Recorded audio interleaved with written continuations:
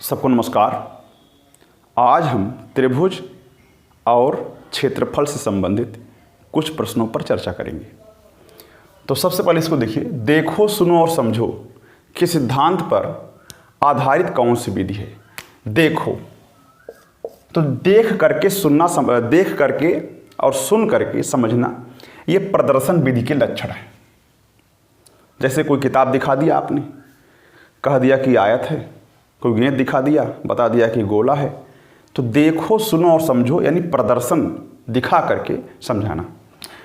कोई छात्र 5050 को 550 लिखता है, उसको स्थानीय मान का ज्ञान नहीं है कि 5000वें स्थान पर है। तो बिल्कुल आप कह सकते हैं कि स्थानीय मान की अवधारणा उसको स्पष्ट नहीं है। इसी का और आगे चलते हैं।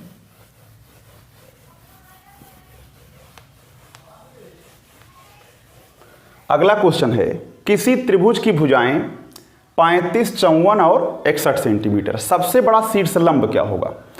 तो ध्यान रखिए, सबसे बड़ा जो शीर्षलंब होगा वो सबसे छोटी भुजा पर होगा। अगर मैं ये त्रिभुज ऐसे बना दूं तो जो सबसे छोटी भुजा है उसी पर वो शीर्षलंब होगा, क्योंकि तभी सबसे बड़ा हो पाएगा। चलिए मान लीजिए शीर्षलंब है। अगर त्रिभुज का नाम ए, बी और सी है तो इसको नाम दे दीजिए डी। तो बी डी वो शीर्षलंब हो गया जिसकी लंबाई को ऊंचाई h मान लेते हैं। अगर ये पूरी लंबाई 34, सबसे कम वाला 35, अगर इसको हम x मान लेते हैं यहां से यहां तक, तो ये होगा 35 माइनस x, क्योंकि पूरे को यहां से यहां तक को 35 सेंटीमीटर माना गया है। अगर इन दोनों को जोड़ देंगे तो 35 हो जाएगा। अब इसको आप 54 मान सकते हैं, इसको आप 61 मान सकते हैं, दो ही माप और दिया गया है। चलिए अब आप देखिए, त्रिभुज ए बी डी भी एक समकोण त्रिभुज है और त्रिभुज बी डी सी भी एक समकोण त्रिभुज है। और समकोण त्रिभुज का नियम क्या, पाइथागोरस प्रमेय क्या है? सबसे बड़ी भुजा का वर्ग यानी 54 का वर्ग अन्य दोनों भुजाओं के वर्गों के योगफल के बराबर होगा, या h स्क्वायर बराबर हो जाएगा सबसे बड़ी भुजा के वर्ग में से जो शेष बची हुई भुजा वो घटा सकते हैं। इसको समीकरण नंबर 1 कह सकते हैं। इसमें वही काम करिए, h स्क्वायर बराबर सबसे बड़ी भुजा के वर्ग में से आप घटा दीजिए 35 माइनस क्या, x का वर्ग। इस समीकरण नंबर आपका 2 हो गया। मैं देख रहा हूं इसका दाहिना बायां पक्ष बराबर है, तो इसको बराबर कर दीजिए, हो जाएगा 61 का स्क्वायर। लिख दीजिए समीकरण 1 और 2 से, समीकरण 1 व 2 से। तो 61 का स्क्वायर माइनस 35 माइनस x का स्क्वायर वो बराबर होगा 54 के स्क्वायर माइनस x के स्क्वायर। तो जरा देखिए ध्यान से, तो कैसे इसको सॉल्व करेंगे। तो 61 का स्क्वायर, अच्छा अब क्या होगा जरा ध्यान दीजिए, 35 का स्क्वायर, क्योंकि बाहर माइनस भी है, ध्यान रखिएगा, ये स्क्वायर प्लस में होगा लेकिन ये जो है इसको इससे माइनस में हो जाएगा। ये भी प्लस में होगा लेकिन ये बाहर के माइनस से माइनस में हो जाएगा। और जो माइनस में था वो प्लस में 70, x बराबर 54 स्क्वायर माइनस x स्क्वायर। तो यहां से इन दोनों काट सकते हैं आप। अच्छा तो हो जाएगा 70x इक्वल टू 54 का स्क्वायर, और इन दोनों को सॉल्व करिए। तो इन दोनों को जब सॉल्व करेंगे तो हो जाएगा आपका, इसको उधर ले जाइए, 54 के स्क्वायर में से क्या घटेगा, इसको जरा सॉल्व कर लीजिए। जैसे 61 का स्क्वायर माइनस 35 का स्क्वायर, ए स्क्वायर माइनस बी स्क्वायर, एक बार जोड़ दीजिए, 5 1 6 हो जाएगा, 6 3 9 हो जाएगा। घटा दीजिए, 6 5 11 हो जाएगा, यहां पर बचा 5 यानी 26 हो जाएगा।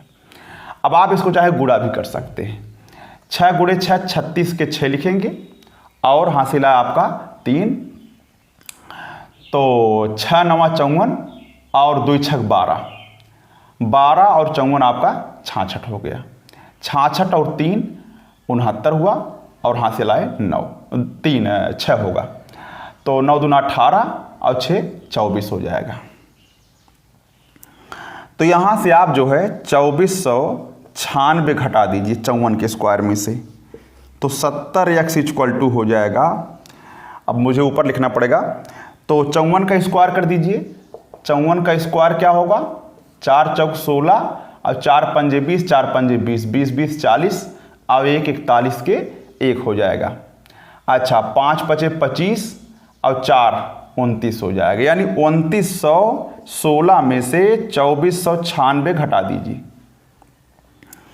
तो कितना आएगा, जरा ध्यान दीजिए, यहां पर मैं लिख दे रहा हूं 70x इक्वल टू हो जाएगा, अगर आप घटाएंगे 2916 में से 2496 घटा दीजिए, 0 हो जाएगा और ये 2 हो जाएगा और यहां पर बचा ये 4 हो जाएगा और ये यानी 420 हो जाएगा, जो 7 छक 42 यानी x बराबर 6 आ जाएगा।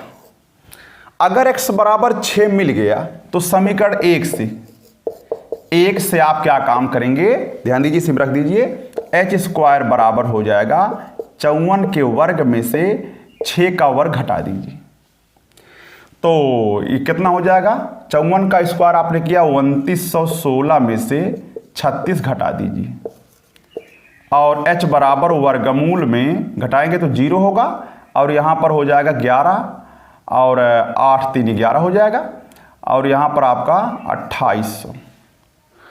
2880 हो जाएगा। इसका वर्गमूल आप आसानी से निकाल सकते हैं। अच्छा, इसका वर्गमूल निकालने के लिए आप गुणनखंड कर दीजिए तो उससे आपका काम चल जाएगा। जैसे 144 गुणे 2 करने पर 288 होता है, यानी ये 12 हो जाएगा। अच्छा, यानी 144 गुणे इसमें आपको 2 गुणे 10 हो जाएगा, 144 दूना 88 होता है और 10 हो जाएगा, यानी कि लास्ट में आपको आंसर मिल जाएगा। चलिए मैं यहाँ लिख दे रहा हूँ, यहाँ पर थोड़ा बड़ा हो गया है, तो आपको मिल जाएगा h इक्वल टू मिल जाएगा 144 गुणे 2 गुणे 2 गुणे 5, यानी कि ये 12 इसमें से निकल के आएगा और ये 2 वर्गमूल में 5 यानी 24 वर्गमूल में 5 सेंटीमीटर हो जाएगा। थोड़ा बड़ा जरूर है लेकिन प्रक्रिया बिल्कुल आसान है।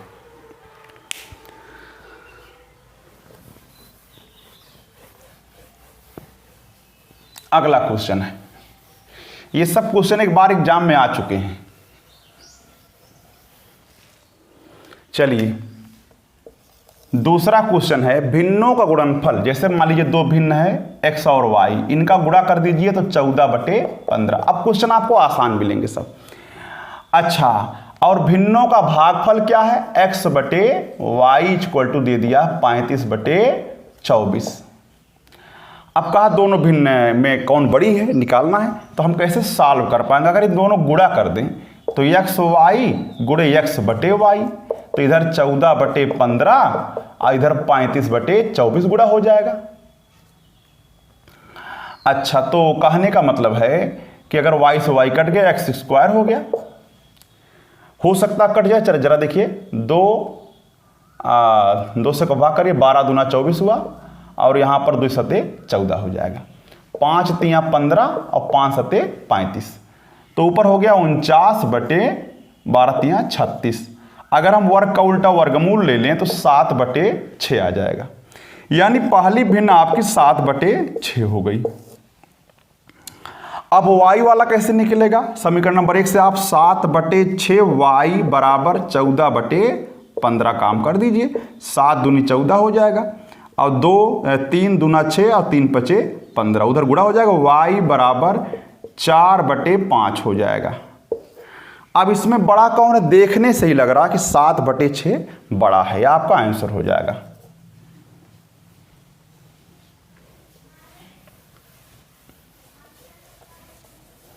अगला है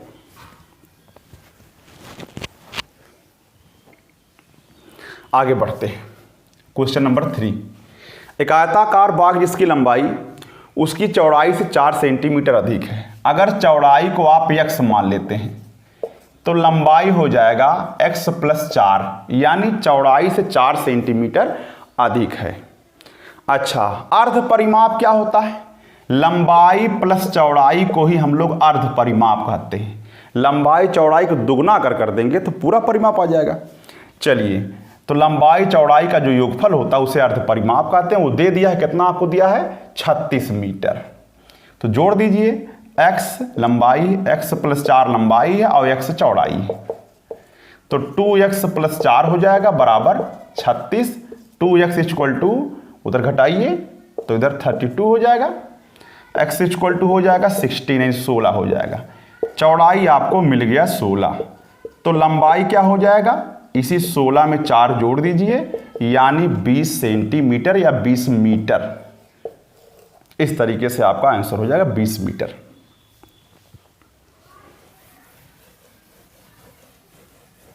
चलिए आगे बढ़ते हैं। राजधानी एक्सप्रेस जो है एक स्टेशन से 7 बजकर के, सवाल नंबर 4 है, 7:29 PM पर छूटती है, शाम 7 बजे। अच्छा, तो 12 घंटा अगर आप प्लस कर देते हैं, ध्यान रखिएगा, अगर 12 घंटा आप प्लस कर देंगे इसमें, अगर इसमें 12 घंटा प्लस कर दें तो AM हो जाएगा, 7:29 AM हो जाएगा। ये ध्यान रखिएगा, हमेशा 12 घंटे बाद AM से PM होगा, PM से AM हो जाएगा। चलिए 12 घंटे तो हमने जोड़ दिया, हमें कुल जोड़ना था 17 घंटा और 42 मिनट जोड़ना था। कहा 17 घंटा 42 मिनट बाद कितना बजेगा, यानी कितने बजे पहुंचेगी, शाम होगा कि सुबह होगा। तो चूंकि सुबह में 7 बज रहा मौके पर, आप उसमें 12, देखिए 12 घंटा इसमें से निकाल के जोड़ चुके हैं पहले ही, अब इसमें बचा 5 घंटा 42 मिनट, तो 5 घंटा 42 मिनट जोड़ दीजिए। अब आप अगर ये 12 से अधिक आता है तो PM लिखेंगे, 9 2 11 के 1, 4 2 6, 1 7 हो जाएगा, 71 हो जाएगा। और कभी भी मिनट में 60 से अधिक नहीं होना चाहिए। अगर 60 से अधिक हो गया, 71 हो गया, तो 60 से कितना अधिक होगा, 11, तो 11 ही लिख दिए। अब इसमें जोड़ दीजिए, 1 मिनट ला करके इसमें जोड़ दीजिए, 1 मिनट 1 घंटा। चलिए 7 5 12 13 हो जाएगा, यानी 13:11, जिसे हम लोग कहते हैं 1:1 PM कहते हैं, यानी अगले दिन का 1:11 PM हो जाएगा। ध्यान रखिए 12 घंटे, 17 घंटा बाद हमको निकालना, तो 12 घंटा जोड़ने से PM का AM हो गया, 5 घंटा और जोड़ा, 7 5 12, यानी सुबह से पुनः शाम हो गया। आगे बढ़ते हैं।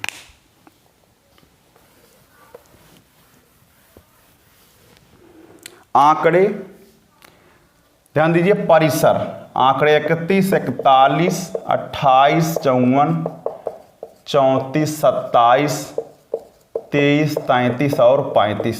अगर परिसर पूछे, ध्यान रखिएगा, परिसर पूछे तो सबसे बड़ा और सबसे छोटा, वैसे भी आप क्रम से लगा लीजिए और अच्छा रहेगा, लेकिन मैं देख रहा हूं सबसे बड़ा 54 है और सबसे छोटा इसमें मिल रहा 23 मिल रहा है।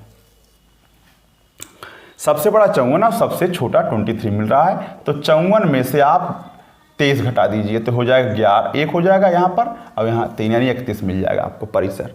लेकिन अगर परास पूछे तब क्या करेंगे, तो 54 - 23 और 54 + 23 कर सकते हैं, तो इससे आपका काम चल जाएगा।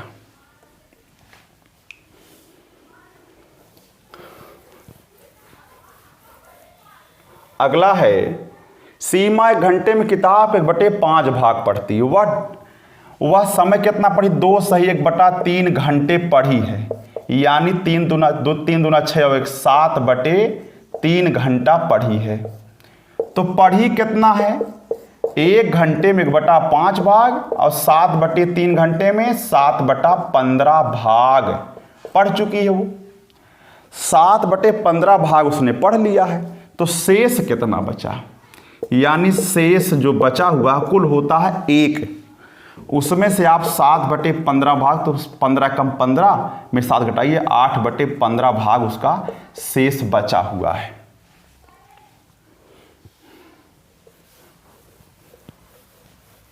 अगला है वह छोटी से छोटी संख्या, सवाल मैं पढ़ दे रहा हूं क्योंकि नीचे दिख नहीं रहा होगा। तो क्वेश्चन नंबर 7 है, वह छोटी से छोटी संख्या जिसे अगर 269 में से घटा दें तो पूर्ण वर्ग हो जाए, पूर्ण वर्ग हो जाए। अब हम इसको भाग 20 से वर्गमूल निकालेंगे। देखिए ऐसे जोड़ा बना लेंगे, एक एक कम एक हो जाएगा, घटाने पर यहां एक प्राप्त होगा। ऊपर से जोड़ा बनाने का मतलब है, अच्छा तो एक एक दो बार लिखेंगे, गुणा करके यहां लिखेंगे और जोड़ करके नीचे। अब ये दहाई के स्थान पे हो गया, आप कुछ भी लिखेंगे इकाई के स्थान पे होगा। तो आप ले जाइए लगभग करीब करीब जो है 6 बार ले जाइए, 7 बार ले जाइए। देखते 7 सत्ते 49 के 9 और 7 दूनी 14 और 5 19 हो जाएगा, ज़्यादा हो जाएगा। तो आप 6 ही बार ले जाइए, ज़्यादा नहीं होना चाहिए। जब आप 6 बार ले जाएंगे तो 6 गुणे 6 36 के 6 हुआ, और 6 दूना 12 और 3 15। अब सही है, इसको जोड़ करके नीचे 6 6 12 के 2, तो ये हो जाएगा आपका। अब घटाइए, इसमें से 3 हो जाएगा, अब 1 हो जाएगा, यानी 13। यही समस्या कर रहा है, नहीं तो कट जाता आसानी से। तो 13 घटाने पर आंसर क्या हो जाएगा? अगर मैं 269 में से 13 घटा दूं तो संख्या पूर्ण वर्ग हो जाएगी, संख्या पूर्ण वर्ग हो जाएगी। और किसका वर्ग हो जाएगी? 13 घटाने पर 256 हो जाएगा, जो 16 का वर्ग है। अच्छा, जोड़ने की बात करता तो ही 7 बार ले जाते, जहां 6 बार ले गए 1 बार और बढ़ा के ले जाते, तो घटाने पर 20 आता। अच्छा, अगला क्वेश्चन है, क्वेश्चन नंबर 8 है। 2003 का जो प्रथम दिन है, यानी 1 जनवरी 2003 को बुधवार। अच्छा, तो 31 दिसंबर, यानी कहा 2005 का अंतिम दिन क्या होगा? 31 दिसंबर 2005 को निकालना है। प्रक्रिया तो ठीक है, एक ही दिन बचा हुआ है। अगर मैं निकाल लूं 1 जनवरी 2006 को निकाल लूं, तो एक दिन ही पीछे करने पर 31 दिसंबर 2005 आ जाएगा। तो मैं 1 जनवरी 2003 से 6 तक जो है 3 साल हुआ पूरा। इस 3 साल में एक लीप वर्ष है, तो 3 और 1 4 हो जाएगा। यानी बुधवार में मुझे चूंकि 4 जोड़ने पर इसका दिन मिल जाएगा, लेकिन अगर मैं 4 में से घटा दूं तो इसका मिल जाएगा। यानी अगर हम बुधवार में 4 - 1 यानी 3 जोड़ दें, बुधवार प्लस 3 जोड़ दें, 4 जोड़ने पर ये दिन आ जाएगा। अब अगर 3 जोड़ देंगे उसके पीछे वाला मिल जाएगा। तो 1 जोड़ने पर बृहस्पतिवार, 2 जोड़ने पर शुक्रवार और 3 जोड़ने पर शनिवार आ जाएगा। इस प्रकार से आपको दिन मिल जाएगा। अच्छा, अगला क्वेश्चन है 14/33, 21/22 और 42/35 का मासा पूछ लिया है। तो भिन्नों का जो मासा होता है वो अंशों का मासा बटे हरों का लासा हो जाएगा, का लासा। तो जरा ध्यान दीजिए, तो इस प्रकार से आप लासा और मासा निकाल सकते हैं। मान लीजिए इसका मासा तो निकालना आसान है, 7 सबका होगा, 7 दूनी 14, 7 त्रिक 21 और 7 छक 42, तो यहाँ 7 हो जाएगा। लेकिन इसका लासा आपको निकालना पड़ेगा, 33, 22 और 35। अगर आप क्लियर करें तो सबसे पहले 2 से काटेंगे तो 33 रह जाएगा और ये 35 रह जाएगा। 3 से विभाजित कर दीजिए तो 11 हो जाएगा और ये 35 रह जाएगा। 5 से विभाजित कर दीजिए तो 11 रह जाएगा और ये 7 हो जाएगा। अब हम 7 से करें या 11 से कर दें तो और अच्छा रहेगा, 1 और 7 हो जाएगा। गुणा कर दीजिए, 5 × 15 दूना 30 हो जाएगा, यानी कि 30 गुणे 5 × 15 दूना 30 और 11 × 7 = 77, तो हो जाएगा आपका 7/3 × 7 = 21 के 1 और 3 × 7 = 21 और 2 = 23। इस तरीके से आपका आंसर हो जाएगा। अच्छा, आगे बढ़ते हैं।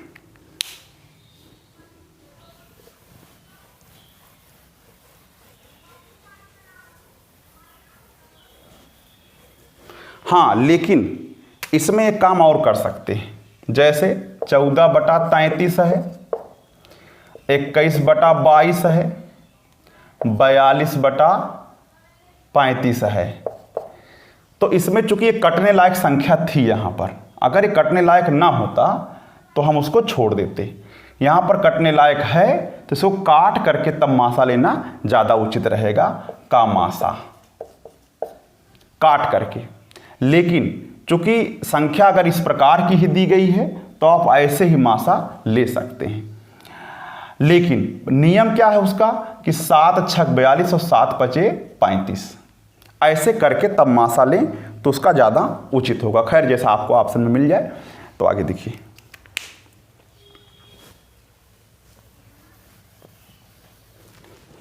आगे बढ़ते हैं।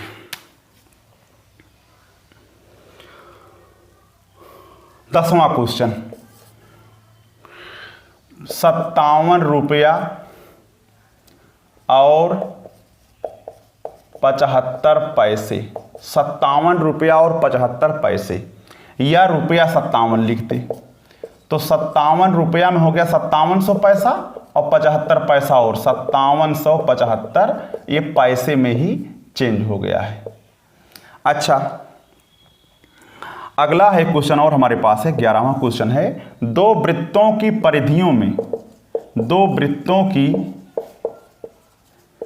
परिधियों में अनुपात आपको दिया गया है 3:1। दो वृत्तों की परिधियों में अनुपात 3:1 है, तो उनके क्षेत्रफलों में क्या अनुपात होगा? क्षेत्रफलों में क्या अनुपात होगा? तो वर्क कर दीजिए। परिधियों में जो अनुपात होता है वही त्रिज्याओं में होता है और वही उनके परिमापों में होता है और उनके वही व्यासों में भी होता है। तो आपको क्या करना है, 3 का वर्ग अनुपाते 1 का वर्ग, यानी 3 × 3 = 9 अनुपाते 1 हो जाएगा। एक क्वेश्चन और बचता है, 12वां क्वेश्चन है, 125 की पावर 2/3 लिखा है, तो इसको 5 की पावर 3 लिख सकते हैं। अब अगर हम इसको काट देंगे तो क्या हो जाएगा, 5 की घात 2 हो जाएगा और ये 0.5 × 0.5 हो जाएगा, यानी 0.25 आपका आंसर हो जाएगा। आगे बढ़ते हैं।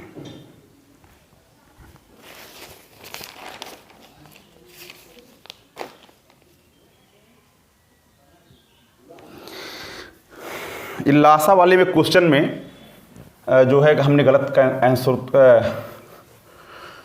क्वेश्चन उतार लिया है। मैं उसको यहाँ 55 है, वास्तव में यहाँ 35 हमने लिख दिया था। तो 14/33 और 21/22 और 42/55 है ये वास्तव में 55 का मासा पूछा आपसे। तो ध्यान रखिएगा, यहाँ कटने लायक कोई नहीं रहेगा। जब भी क्वेश्चन रहे कटने लायक कोई नहीं रहेगा, लेकिन अगर कटने लायक रहेगा तो उसको काट लीजिएगा पहले, तब मासा लीजिए, तब उचित होगा। चलिए, तो अब ये सही क्वेश्चन होगा हमारा, तो इसको हम सही कर देते हैं। तो 14, 21 और 42 का मासा लीजिए,